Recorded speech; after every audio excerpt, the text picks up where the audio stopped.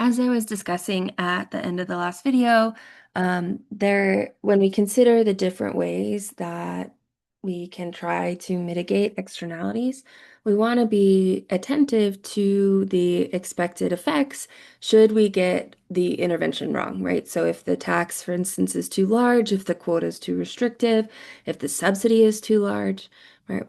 We want to know which is going to minimize the harm from making a mistake. Okay, so when we have perfect information like we do in the models, we can see exactly what the external marginal cost is, exactly what the external marginal benefit is, and with that, we can identify exactly what the tax, subsidy, or quota should be.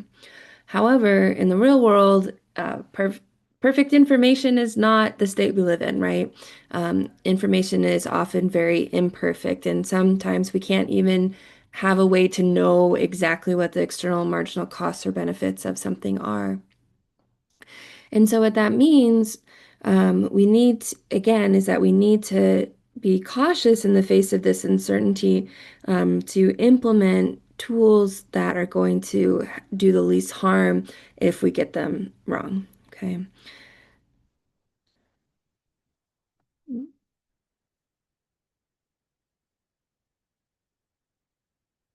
So we can go to the next slide here. There we go. All right. So with uncertainty, price and quantity interventions are not the same. Um, Price being taxes or subsidies, quantity being quotas.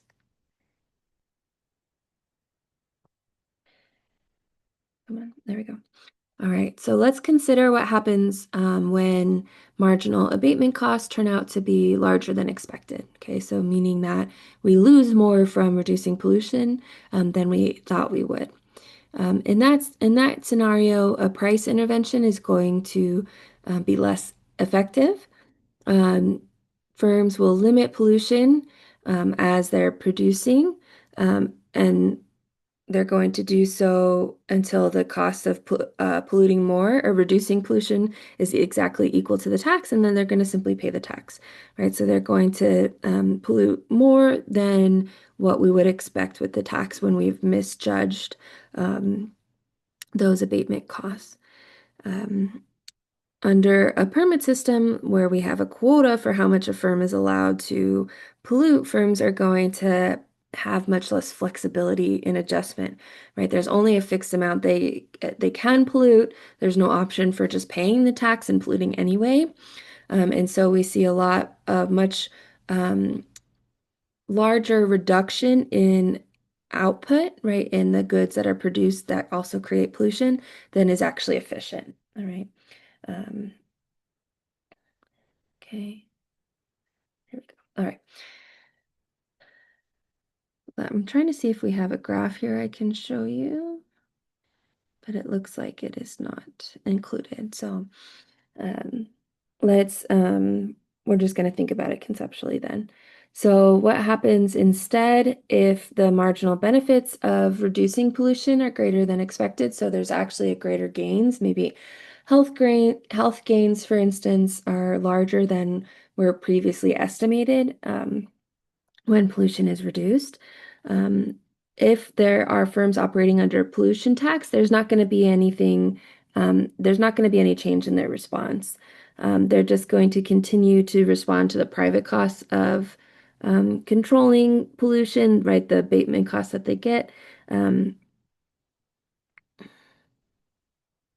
and these benefits are going to just lead to a reduction in the external costs. Okay. All right.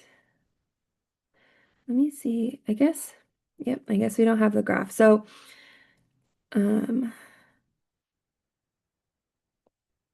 if you have any more questions on this, please let me know.